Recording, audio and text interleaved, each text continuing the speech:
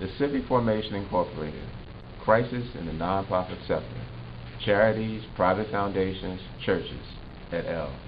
Part 2, presented by R.F. Edwards, All Rights Reserved, 2010. Why is transparency, accountability, and compliance necessary components for good governance? In 2009, the IRS stated, charities that are required to file returns with the Internal Revenue Service reported more than $2.2 trillion in assets in 2005. Private foundations reported holding an additional $546 billion in assets.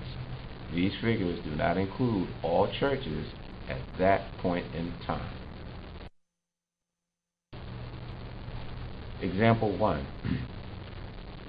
Connecticut priest stole $1 million from male escorts, New Haven, Connecticut.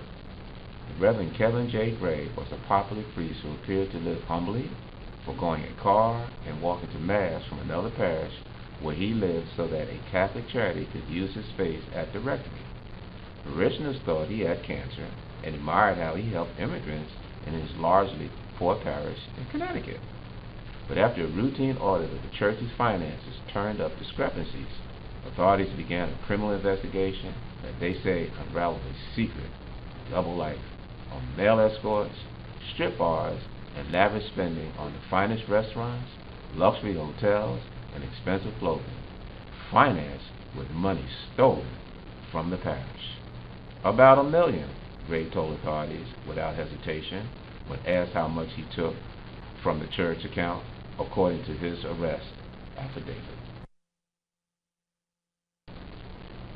Example 2, New York Post.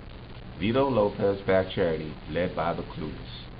The board of directors at a non-profit with close ties to Brooklyn Democratic leader Vito Lopez, where his girlfriend and the campaign manager were paid staggering salaries of nearly $1 million combined, was so clueless that none could even identify the center's programs, according to a bombshell report by the Department of Investigation. City investigators determined that at least 7 of the 9 board members of the Ridgewood-Bushwick Senior Citizens Council, a sprawling social services agency funded with $75 million in taxpayer money that has long served as Assemblyman Lopez's power base, were figureheads who had no idea what contracts they were approving. 2 unnamed board members admitted as much, saying they aren't fluent in English, but always voted yes.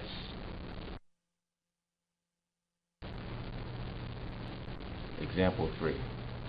Framingham man stole $780,000 from Harvest Hallel. A Framingham man was sentenced to state prison Friday for stealing over $780,000 from Harvard Hallel, where he was holding the nonprofit's books through a financial management firm, according to the Attorney General's office. William O'Brien, 58, pleaded guilty in Middlesex Superior Court in Woburn Thursday to 3 counts of larceny over $250 and 1 count each of forgery and making false entries into corporate books. He was sentenced to 2 to 3 years in state prison to be followed by 10 years of probation. O'Brien was also ordered to pay $783,489 in restitution.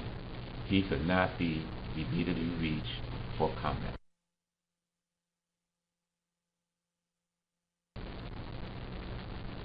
The Pension Protection Act of 2006 mandated that more than 714,000 nonprofit organizations with gross receipts of less than $25,000 needed to file the new Form 990N, aka E, postcard.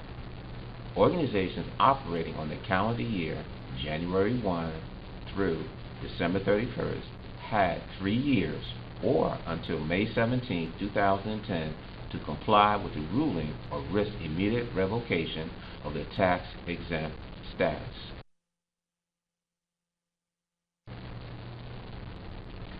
July 26, 2010, IRS offers small charities one-time relief through extended deadlines. Small groups at risk of losing their exemptions because they failed to file required informational tax returns for 2007, 2008, and 2009 on May 17, 2010, or later can preserve their status by filing returns by October 15, 2010. Take notice, the IRS said all small organizations by October 15, 2010 that fail to file their returns will have a tax-exempt status revoked.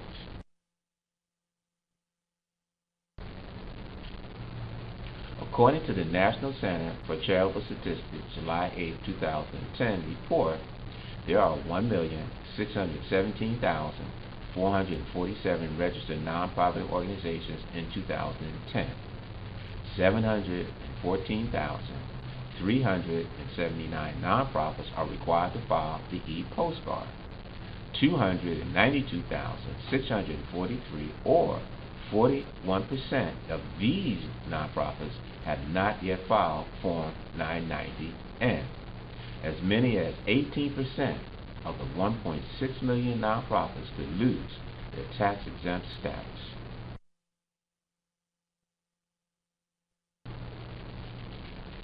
Age of organizations not yet filing Form 990N. A quarter, 25% of the non-filing organizations registered with the IRS during the last 10 years. 21% were registered in the 1990s. 15% were registered before 1950. Common deficiencies. While ranging widely in scope and mission, this cluster of organizations have several commonalities. Rarely does the organization itself have a permanent address, and offices change annually. The person and address used when the organization first registered with the IRS could be several or more years removed from the organization, or may have changed residences multiple times, etc. Lack of risk management and compliance training. Commentary. The foregoing data and object lessons are illustrative, not conclusive. Good governance must include collective leadership, transparency, accountability, and compliance. NGOs, exempt organizations, have a fiduciary duty to use their assets properly, provide a meaningful and measurable benefit or service to the world.